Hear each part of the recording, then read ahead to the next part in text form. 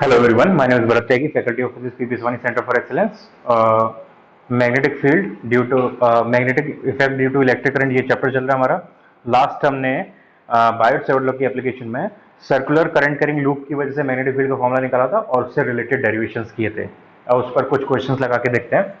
पहला क्वेश्चन ये दिया हुआ है हमें, सर्कुलर वायर है और यहाँ से आई करंट वायर में जाती है, जिससे I1 करंट इस पोर्शन में जाके और I2 करंट इस पोर्शन में जाके वापस फिर से I करंट हो जाती है। तो ये सर्किट दिया हुआ है। इसके सेंटर पर ओ पॉइंट पर हमें मैग्नेटिक फील्ड निकालनी है ड्यू टू एबीसी पोर्शन यानी अपर पोर्शन, फिर एडीसी पोर्शन और फिर फुल सर्कल के लिए। तो ये हमें आंसर निकालना है इससे। ओके, तो कैसे करेंगे? पहले एबीसी, पहले अपर पोर्शन की वजह से निकालते हैं। तो अपर पोर्शन में करंट आ रही है I1 और हम आंसर को I के टर्म्स में निकालने की कोशिश करेंगे। और ये एंगल है सपोज थीटा, ये एंगल दिया हुआ है थीटा, ठीक है। तो हमें I1 और I2 की वैल्यू पहले I के टर्म्स में निकालनी पड़ेगी इसके लिए, और उसके लिए हमें पता होना चाहिए कि ABC और ADC पोर्शन की जो रेजिस्टेंस है वो कितनी होगी, क्योंकि करंट डिपेंड करती है रेजिस्टेंस पे। Current is inversely proportional to resistance, ठीक है। तो हमें उसके लिए रेजिस्टेंस पता होनी चाहिए, और resistance is directly proportional to length, ठीक, और length is directly proportional to angle. तो यहाँ पे थीटा डिवाइडेड बाय ये दूसरा एंगल क्या होगा, 2 पाई माइनस थीटा, ये वाला एंगल हो जाएगा 2 पाई माइनस थीटा। तो ये 2 pi minus theta equals to होना चाहिए थीटा का मतलब ADC, लेंथ ADC अपॉन ये नीचे वाला हो जाएगा length ABC, okay, equals to resistance of ADC divided by resistance of ABC equals to current of ABC divided by current of ADC, current of ADC, ठीक। और तो इसका मतलब होगा theta upon 2 pi minus theta equals to current in ABC कितना है I1 और current in ADC है I2, और we know that I is equals to I1 plus I2, तो यहाँ से हम I1 I2 की इंडिविजुअल वैल्यू निकाल सकते हैं। तो ये हो जाएगा theta upon 2 pi minus theta equals to I1 divide by I minus I1। तो यहाँ से theta I minus I1 equals to आ गया 2 पाई माइनस थीटा I1 यानी 2 पाई, हाँ ठीक है, ऐसे रहने देते हैं इसे, 2 पाई माइनस थीटा I1, और ये सॉल्व करके आ जाएगा theta I minus theta I1। तो थीटा I1 को इधर लेके आते हैं, तो यहाँ से ये आ जाएगा 2 pi minus theta I1 plus theta I1 equals to theta I। तो ये हो गया, आगे सॉल्व करेंगे इसे। तो I1 कॉमन आ जाएगा यहाँ से, तो ये हो जाएगा 2 pi minus theta plus theta, तो थीटा से थीटा कैंसिल आउट, ये हो गया 2 pi I1 equals to 2 pi I1 equals to theta I, theta I। तो यहाँ से I1 इक्वल्स टू आ गया theta upon 2 pi into I, I1 equals to आया theta upon 2 pi into I। अब निकालते हैं करंट, तो सॉरी मैग्नेटिक फील्ड। तो magnetic field due to ABC portion, magnetic field due to ABC portion क्या होगा, mu naught I upon 4 pi R, mu naught I1, mu naught I1 upon 4 pi R into theta. Theta कितना है first ABC portion के लिए 2 pi minus theta, 2 pi minus theta, ये आ जाएगा। और I1 की वैल्यू हमने वहां पे निकाली हुई है ऑलरेडी। तो इसको सॉल्व करके क्या आना चाहिए, इसको मैं अलग से लिखता हूँ, यहाँ पे इसको नोट कर लो, इसको रफ कर दे रहा हूँ मैं। तो ये हो जाएगा BABC equals to mu naught I1 की वैल्यू क्या है, theta I upon 2 pi, theta I upon 2 pi और bracket 2 pi minus theta divided by 4 pi R। ये हमारे पास आ गया BABC, पहला आंसर। अब सेकंड निकालते हैं। सेकंड, ये फर्स्ट हो गया। सेकंड के लिए हमें निकालना था ADC पोर्शन के लिए मैग्नेटिक फील्ड, तो BADC equals to mu naught I2 upon 4 pi R, और अब कितना होगा ये, अब होगा एंगल थीटा, अब एंगल ये वाला रहेगा थीटा नीचे वाले पोर्शन के लिए। और हमें अब चाहिए यहाँ पे I2, तो I2 कैसे निकलेगा, I2 के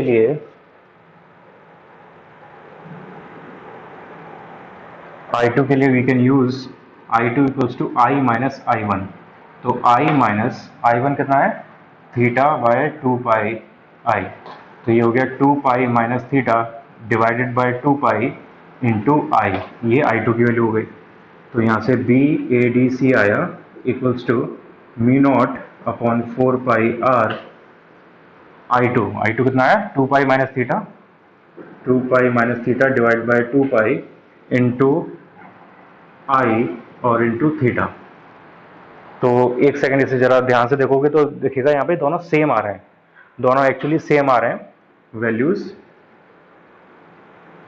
लेकिन डायरेक्शन अभी चेक नहीं करेंगे, डायरेक्शन और चेक करते हैं। तो अपर वाले पोर्शन की वजह से, ABC वाले पोर्शन की वजह से जो करंट है वो क्लॉकवाइज मूव कर रही है। तो क्लॉकवाइज का मतलब मैग्नेटिक फील्ड इनसाइड होगी, तो यहाँ पे डायरेक्शन इनसाइड आएगी। और जबकि इसके लिए, नीचे वाले पोर्शन के लिए, ADC के लिए करंट एंटी क्लॉकवाइज मूव कर रही है, तो डायरेक्शन अपवर्ड आएगी, आउट ऑफ द प्लेन आएगी। तो हमारे पास दो पॉइंट्स के आंसर आ गए यहाँ पे। अब हमें टोटल वायर की वजह से निकालना है, तो टोटल वायर की वजह से इन दोनों को हमें ऐड करना पड़ेगा, लेकिन क्योंकि डायरेक्शन अपोजिट है तो दोनों माइनस होंगे, और क्योंकि दोनों की वैल्यू सेम है तो टोटल वायर की वजह से आ जाएगा 0। तो ये हमारे पास तीनों आंसर आ गए इन तीनों को। अब इसको देख के एक बार सॉल्यूशन को दोबारा खुद सॉल्व करने की कोशिश करना, दोबारा इन सारे आंसर्स को निकालो। ये पहला क्वेश्चन हो गया। नेक्स्ट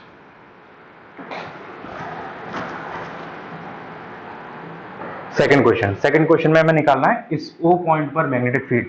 और यहाँ पे दो वायर्स हैं, एक सर्कुलर वायर है जिसमें करंट फ्लो कर रहा है, और एक स्ट्रेट वायर है। और स्ट्रेट वायर में ऐसे अगर डॉट डॉट बना हुआ है तो उसको हम इन्फिनिट अज्यूम करेंगे, ठीक है। तो हाँ, एक और चीज, यहाँ से लेके यहाँ तक की लेंथ जो है वो 2r दी हुई है, ठीक है। तो हमें O पॉइंट पर मैग्नेटिक फील्ड निकालनी है। तो O पॉइंट पे एक तो सर्कुलर पोर्शन की वजह से मैग्नेटिक फील्ड आएगी, तो उसको मैं 1 बोल देता हूँ, और एक स्ट्रेट वायर की वजह से मैग्नेटिक फील्ड आएगी, उसको मैं 2 बोल देता हूँ। तो B01 यानी सर्कुलर पोर्शन की वजह से, तो सर्कुलर पोर्शन की वजह से सेंटर पर मैग्नेटिक फील्ड का फॉर्मूला क्या होता है, mu naught I upon 2r। तो ये हो जाएगा mu naught I upon 2r literally. और यहाँ पर डायरेक्शन क्या आएगी, एंटी क्लॉकवाइज सर्कल बन रहा है तो बाहर की तरफ डायरेक्शन आ गई आउटसाइड। अब 2 के लिए देखते हैं, 2 क्या पॉइंट है, 2 स्ट्रेट वायर की वजह से, और क्योंकि इन्फिनिट स्ट्रेट वायर है तो जो पॉइंट होगा हमारा मिड पॉइंट पे होगा। अब इन्फिनिट स्ट्रेट वायर की वजह से मिड पॉइंट पर किसी डिस्टेंस पे जो मैग्नेटिक फील्ड का फॉर्मूला होता है, मैं करा चुका हूं पहले, ये फॉर्मूला होता है mu naught I upon 2 pi r। तो ये हो जाएगा म्यू नॉट, और I की वैल्यू वहां पर है 4i divide by 2 pi r। अब r की वैल्यू कितनी दी हुई है हमें, 2r। तो ये सॉल्व करके आ जाएगा म्यू नॉट I अपॉन 4 से 4 कैंसिल अपॉन पाई r आ गया। और डायरेक्शन किधर आएगी, यहाँ से सर्कल बनाएंगे हम, इस पॉइंट पर मैग्नेटिक फील्ड निकाल रहे हैं इस पॉइंट पर, तो सर्कल जो बनेगा वो क्लॉकवाइज बनेगा, क्लॉकवाइज का मतलब इनसाइड, तो डायरेक्शन होगी इनसाइड। तो मैग्नेटिक फील्ड नेट आएगा B01 minus B02, actually B01 minus B02 सही है। तो B01 की वैल्यू है mu naught I upon r, ये कॉमन आ जाएगा, अंदर बचेगा 1/2 माइनस 1 पाई। और डायरेक्शन किधर आएगी, जो पॉजिटिव लिया है उसकी डायरेक्शन में डायरेक्शन आएगी, तो पॉजिटिव हमने ये वाला लिया हुआ है, तो नेट की डायरेक्शन भी आउटसाइड ऑफ द प्लेन आएगी। ये हमारे पास नेट मैग्नेटिक फील्ड हो गया सेकंड क्वेश्चन का आंसर। ओके, अब लास्ट थर्ड क्वेश्चन चेक करते हैं।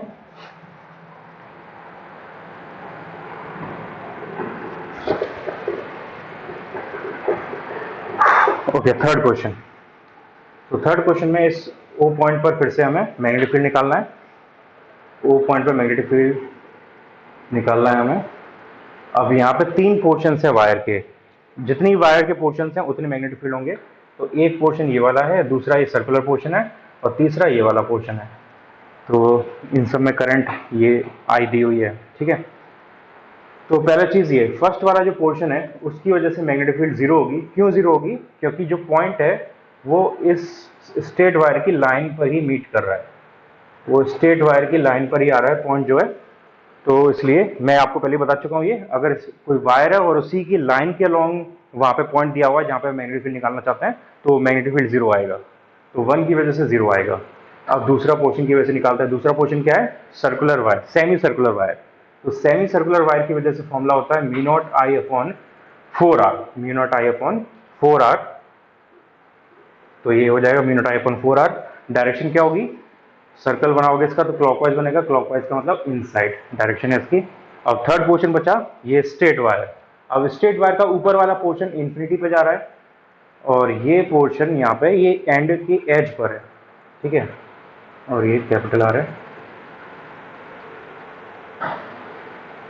ओके, तो इस थर्ड वाली वायर की वजह से निकालते हैं।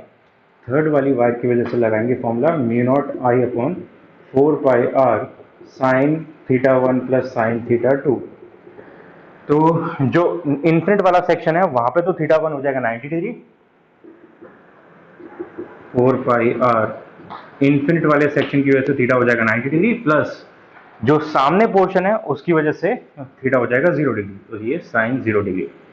तो यहाँ पर आ गया mu naught I upon 4 pi R, ये वैल्यू आ गई mu naught I upon 4 pi R. अब सर्कल देखो कैसा बन रहा है, ये सर्कल बनाओगे यहाँ पे इस पॉइंट के अलोंग तो एंटी क्लॉकवाइज बनेगा। एंटी क्लॉकवाइज मतलब इसकी मैग्नेटिक फील्ड आएगी आउटसाइड, तो नेट मैग्नेटिक फील्ड हमारे पास क्या होगी, V1 तो 0 हो गया, तो V2 माइनस V3 एक्चुअली में, हाँ ठीक है, V2 माइनस V3, तो V2 की वैल्यू म्यू नॉट कॉमन आ जाएगा, I कॉमन आ जाएगा, 4 कॉमन आ जाएगा, R कॉमन आ जाएगा, अंदर बचेगा 1 minus 1 upon pi, 1 minus 1 upon pi.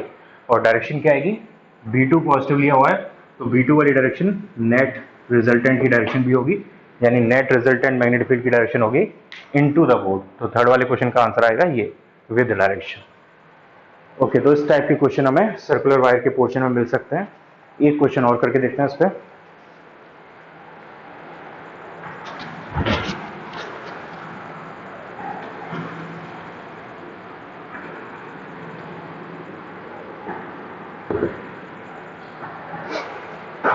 Okay, next question is a current I enters a uniform circular loop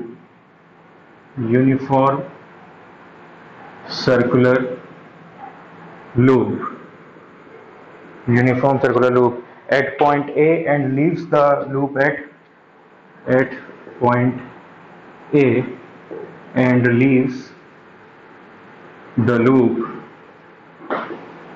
at a diametrically opposite point B, diametrically opposite point B, if lower portion of wire is submerged into ice cold water, then what is the direction of net magnetic field at the center of the loop? What is the direction of net magnetic field at the center of loop? ठीक है, question को note करो, एक बार को try करके answer करने की कोशिश करो। थ्योरेटिकल क्वेश्चन है, डायग्राम बना के समझ में आएगा, डायग्राम जरूर बनाना। तो ये क्वेश्चन में डायग्राम कुछ ऐसा बनेगा, एक हमें सर्कुलर पोर्शन दिया हुआ है वायर का, एग्जैक्ट यूनिफॉर्म सर्कुलर पोर्शन है, और इसमें एक पॉइंट ए से करंट एंटर कर रही है और दूसरे पॉइंट बी से डायमेट्रिकली अपोजिट दूसरे पॉइंट बी से करंट एग्जिट कर रही है। तो सपोज करंट है आई, ठीक है।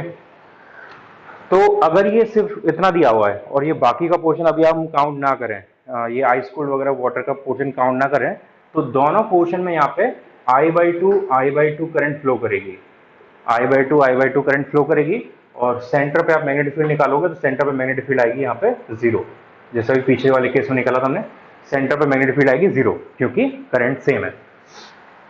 ओके, लेकिन अभी हमसे क्या करने को बोला कि सेम यही क्वेश्चन, मैं इसी क्वेश्चन में चेंज कर रहा हूँ, यही क्वेश्चन है, लेकिन अब इसमें चेंज क्या किया कि नीचे वाले पोर्शन को हमने एक कंटेनर में रख दिया, जिस कंटेनर में मेल्टिंग आइस रखी हुई जो मेल्ट कर रही है, या बहुत कोल्ड पानी रखा हुआ है, आइस कोल्ड वाटर रखा हुआ है, और उस वायर को हमने इसमें डाल दिया, तो इससे क्या होगा, इस वायर का टेम्परेचर डाउन होगा, वायर का टेम्परेचर डाउन होगा। और वायर मेटल से बनी होती है। अब मेटल के लिए मैं बता चुका हूँ, मेटल के लिए जब टेम्परेचर हम डाउन करते हैं तो रेजिस्टेंस में क्या फर्क पड़ता है, रेजिस्टेंस भी डाउन जाती है। मेटल्स में रेजिस्टेंस टेम्परेचर के डायरेक्ट रिलेशन के साथ चेंज करती है, तो अगर टेम्परेचर बढ़ेगा तो रेजिस्टेंस बढ़ेगी, टेम्परेचर डाउन होगा तो रेजिस्टेंस डाउन होगी। अब क्योंकि यहाँ पे इस वायर का रेजिस्टेंस डिक्रीज कर रहा है, टेम्परेचर डिक्रीज कर रहा है, तो रेजिस्टेंस डिक्रीज कर रहा है, और रेजिस्टेंस डिक्रीज करने की वजह से करंट इंक्रीज करता है, तो करंट यहाँ पे इंक्रीज करेगा। और मैग्नेटिक फील्ड करंट के प्रोपोर्शनल होती है, तो यहाँ पे मैग्नेटिक फील्ड भी इंक्रीज करेगा। तो इसका मतलब लोअर पोर्शन का मैग्नेटिक फील्ड बढ़ जाएगा और अपर पोर्शन का मैग्नेटिक फील्ड कम हो जाएगा। तो नेट मैग्नेटिक फील्ड अब यहाँ पे जीरो नहीं आएगा, नेट मैग्नेटिक फील्ड जीरो नहीं आएगा। नेट मैग्नेटिक फील्ड सपोज इसको मैं 1 बोल देता हूँ, इसको 2, तो B1 जो होगा, या B लोअर बोल देते हैं, will be greater than B upper portion, B upper portion. तो जो नेट मैग्नेटिक फील्ड आएगा वो लोअर पोर्शन के डायरेक्शन में आएगा। तो लोअर पोर्शन की डायरेक्शन निकाल के देखते हैं, तो करंट यहाँ पे इसकी वजह से एंटी क्लॉकवाइज घूम रही है, तो आउटवर्ड मैग्नेटिक फील्ड होगा, तो यहाँ पे बी नेट जो निकल के आएगा उसकी डायरेक्शन होगी out of the pole, outward.